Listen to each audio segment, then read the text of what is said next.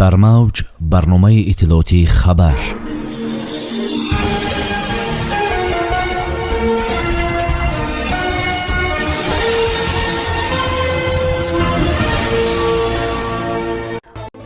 ташаккур барои ёрӣ. роҳдорони қазоқистон 18 шаҳрванди тоҷикистонро аз шоҳроҳи мошингард тахлия карданд. квотаи ҳаҷро аз рӯи чӣ медиҳанду муҳоҷирон чӣ гуна метавонанд онро гиранд? шаби сартарини вилояти Суғд дар пеш. 6 гонике ки дар шаҳри Хуҷанд ба дунё омада буданд фавтиданд. либоси зебо барои кӯдакон. хониши сиёсӣ, паём оинаи ҳизбиён. ҳавои сард ва барф кай ва дар куҷо? санаи 10 январи соли равон роҳдорони қазоқистон 18 шаҳрванди тоҷикистон аз ҷумла 5 кӯдакро ба ҷои гарм тахлия карда онҳоро бо хӯроки гарм таъмин намуданд.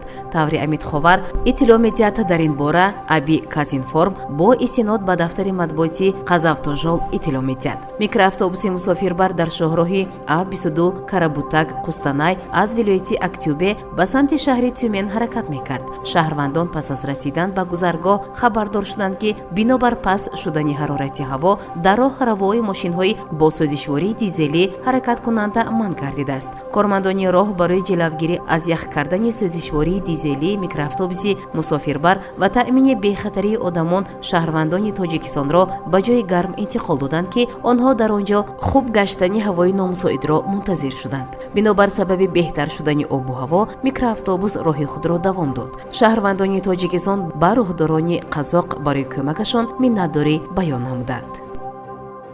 муҳоҷирони корӣ аз тоҷикистон низ метавонанд барои квотаҳои ҳаҷ ки барои Русия ҷудо шудааст талош кунанд, аммо бо шартҳои муайян. ин нуктаро муовини аввали раиси шӯрои муфтиёти Русия Рӯшан Аббосов дар суҳбат бо Спутник Тоҷикистон изҳор дошт. ба гуфтаи ӯ квота пеш аз ҳама барои шаҳрвандони кишвар ҷудо мешавад, аммо дар санади дутарафа бо Арабистони Саудӣ метавонад зикр гардад ки ҳиссаи муайяне аз шаҳрвандони хориҷӣ ки ба таври доимӣ дар қаламрави кишвар иқомат мекунанду табъияти онро надоранд метавонанд истифода кунанд. барои ин ба гуфтаи Аббосов санади тасдиқкунанда ба монанди иҷозати иқомат дар Русия зарур мебошад. ӯ ҳамчунин шарҳ дод ки тибқи меъёрҳои Арабистони Саудӣ ҳамасола ба ҳар 1000 мусулмоне ки дар қаламрави кишвар зиндагӣ мекунанд барои зиёрати хонаи худо якҷой ҷудо карда мешавад. ӯ зикр намуд ки солҳои охир ба далели пандемияи коронавирус дар ин арқом бархе маҳдудиятҳо буд, аммо дар соли 2023 риёз тамоми мамнуиятҳои марбут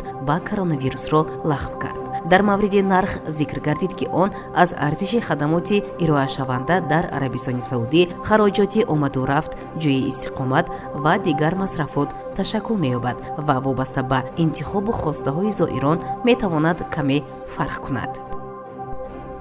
дар шаҳри Хуҷанд таваллуди 6 гонико ба фоҷиа табдил ёфт. ҳеҷ яке аз тифлони 6-моҳаи бармаҳал зодашуда зинда монда натавонист. бинобар иттилои хабарнигори Спутник Тоҷикистон аз таваллудхонаи вилоятии шаҳри Хуҷанд ҳамаи тифлон санаи 11 январ ба дунё омадаву пас аз як рӯз даргузаштанд. кӯдакон паггоҳи санаи 12 январ фавтиданд. онҳо 6 моҳа таваллуд шуданд ва вазнашон 600-700 грамм буд, афзудааст манбаъ. модари 6 гоник 2 писар ва 4 духтар ки дар беморхонаи марказии шаҳри Хуҷанд ба дунё оварда буд, Муборак Соҳибоваи 26 сола сокини ҷамоати Овчи Қалъачаи ноҳияи Бобҷон Ғафуров мебошад. дар аввал вазъи саломатии кӯдакон ва модари онҳо мӯътадил арзёбӣ шуд. кӯдакони навзод дар шӯъбаи эҳёгарӣ ҷойгир карда буданд. баъдтар маълум шуд ки ҳамаи 6 кӯдак фавтиданд. ба гуфтаи пизишкон сабаби аслии марги онҳо таваллуди бармаҳал ва камвазнӣ мебошад. парвоз 35 бо ҳамин ном дар маркази савдои Убайдуллои шаҳри Панҷакент мағозаи замонавии либосҳои кӯдакона ифтитоҳ шуд. ба муносибати 35-солагии истиқлоли Давлати Ҷумҳурии Тоҷикистон чунин номгузорӣ намудем, изҳор дошт соҳибмулки мағоза соҳибкор Малика Исмоилова. дар маросими ифтитоҳи ин мағоза ки барои кӯдакон беҳтарин либосҳои ҳозиразамонро ба фурӯш гузоштааст, муовини раиси шаҳри Панҷакент Парвина Нақибӣ ба соҳибкор барои ин иқдоми шоиста аз номи раиси шаҳр Абдухолиқ Холиқзода изҳори сипос намуд. тавре шаҳр доданд дар мағоза либосҳо аз ширкатҳои бонуфузи хориҷа дастрас шуда бо нархҳои нисбатан арзон ба харидорон пешкаш карда мешавад. бояд гуфт ки дар ин маркази савдо ҳоло коргоҳи дӯзандагӣ, чандин нуқтаҳои фурӯши либос, ашёи рӯзгор, мато, қолин ва дигар мавод, ошхона низ фаъолият доранд ва даҳҳо нафар бо ҷойи кор таъмин ҳастанд. ҳизбиёни шаҳри Панҷакент дар соли 2023 дарси нахустини хониши сиёсиро дар мавзӯи паём оинаи ҳизбиён аз таҳлилу муҳтавои нуктаҳои меҳварии паёми асосгузори сулҳу ваҳдати миллӣ пешвои миллат раиси ҳизби халқии демократии тоҷикистон муҳтарам Эмомалӣ Раҳмон оғоз карданд. Нахуст раиси кумитаи иҷроияи ҳизби халқии демократии тоҷикистон дар шаҳри Панҷакент, узви маҷлиси миллии маҷлиси олии ҷумҳурии тоҷикистон Мурод Шукрзода оид ба нақшу мақоми паёми пешвои муаззами миллат дар ҳаёти сиёсиву иқтисодӣ, иҷтимоиву фарҳангии кишвар сухан гуфт. Мазмуну муҳтаво ва нуктаҳои асосии паёмро мудири шӯъбаи тарғибот ва иттилоотии кумитаи иҷроия Мутрибов Алишер таҳлил намуда илман асоснок кард. нақши ҷавонон дар ҷомеа хеле назаррас буда, мавқеи онҳо дар раванди созандагиву бунёдкорӣ ва расидан ба ҳадафҳои некусозандаи ҳукумат ва давлат баръало мушоҳида мешавад. Ин равандро дар паёми имсолаи пешвои муассами миллат мудири шӯъбаи кор бо ҷавонон, роҳбари намояндагии ташкилоти ҷамъиятии ҷавонон, созандагони ватани кумитаи иҷроия Қобилҷон Ҷалолов таҳлил намуда, ҷавононро нерӯи бузурги даврони истиқлол номид. ёдовар мешавем ки ҳафтаи як маротиба дар назди кумитаи иҷроияи ҳизби халқии демократии тоҷикистон дар шаҳри Панҷакент хониши сиёсӣ оид ба масъалаҳои муҳими рӯз доир мегардад. дар ин бора дафтари матбуотии кумитаи иҷроияи ҳизби халқии демократии тоҷикистон дар шаҳри Панҷакент иттилоъ медиҳад. сардию барфрезие ки вилояти суғдро фаро гирифтааст то санаи 14 январ идома хоҳад ёфт. иттилоъ медиҳад сардори маркази обу ҳавошиносии вилоят Абдувалӣ Ҳомидов ба Спутник Тоҷикистон. бино ба гуфти ӯ, мушоҳидаҳои метеорологӣ собит намудааст ки меъёри боришот дар шаҳру навоҳии вилояти суғд фарқ карда, марзи барфрезӣ ҳам то 30 сантиметр баланд шудааст. меъёри боришот дар доманакӯҳҳо баландии барфрезӣ ба 30 сантиметр баробар шудааст. дар водиҳо ин рақам поёнтар аст, яъне то 4 сантиметрро ташкил медиҳад. Шаҳрдод Ҳомидов, сардори маркази обу ҳавосанҷии вилояти суғд, моҳи январро ҳамчун хунуктарин моҳи фасли сармо арзёбӣ кард.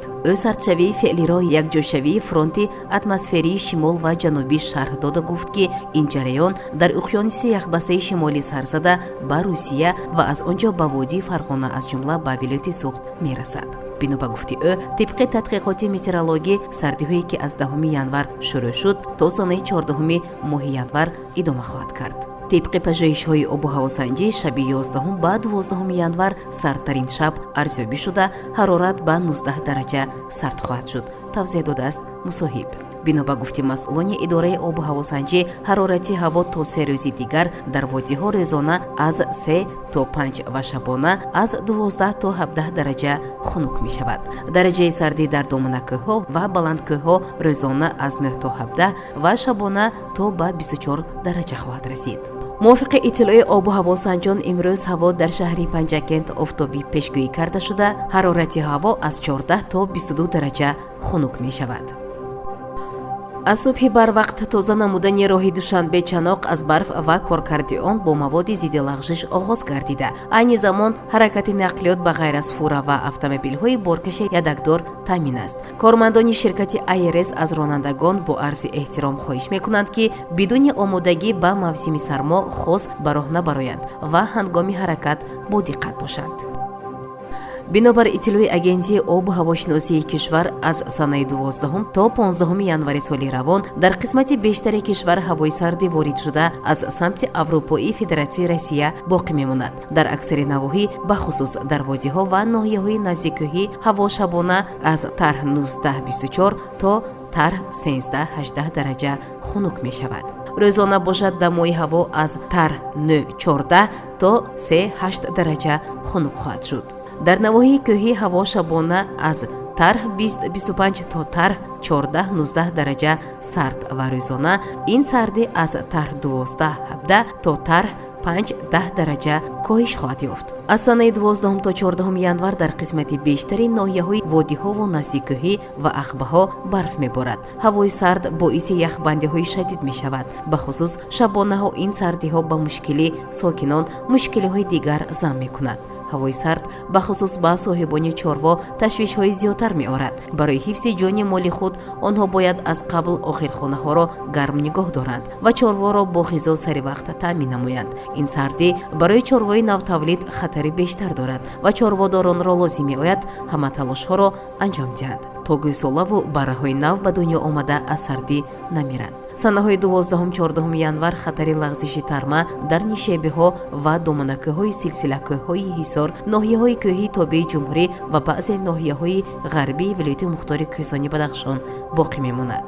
дар ин бора Кумитаи ҳолатҳои фавқулодда ва мудофиаи гражданӣ назди ҳукумати ҷумҳурии Тоҷикистон иттилоъ медиҳад. Кумитаи ҳолатҳои фавқулодда ва мудофиаи гражданӣ назди ҳукумати ҷумҳурии Тоҷикистон истинодан ба гузориши агентии обу-ҳавошиносии кишвар хабар медиҳад, ки ҳавои номусоид ва сард дар кишвар то санаи 15 январ боқӣ мемонад. манбаъ хотир расон мекунад, ки ба сабаби барфи зиёд хатари зарар диданӣ, хатҳои интиқоли нерӯи барқ, шикастани шохи дарахтон ва чапа шудани пояҳои сусниҳоди сутунҳои рекламавӣ вуҷуд дорад. аз сӯи дигар барфи тар хатари яхбандиҳои шадид ҳам дорад. кумита ба шаҳрвандон муроҷиат мекунад, ки дар ин гуна ҳолатҳо хеле эҳтиёткор бошанд. вақти гаштугузор дар кӯчаҳо хубтар он, ки аз зери дарахтону сутунҳо нагузаранд. мошинҳои худро зери дарахтон ва зери девори биноҳои баландошона нагузоранд. кумита аз сокинон хоҳиш мекунад бомҳои худро сари вақт аз барф тоза кунанд. дар сурати имкон набудан ба хадамоти коммуналии маҳаллии худ муроҷиат намоянд, то онҳо ёрӣ расонанд. инчунин аз сафарҳои безарурат ба ин ё он минтақаи кишвар, роҳандозии корҳои кишоварзӣ, чорвочаронӣ, омода кардани ҳезум, шикор муваққатан даст кашанд. дар хонаҳои худ вақти гарм кардани манзил қоидаҳои бехатарӣ аз сӯхторо риоя намоянд. барномаи иттилоотии хабар аз рӯйдодҳои Тоҷикистон, минтақа ва ҷаҳон огоҳ бош.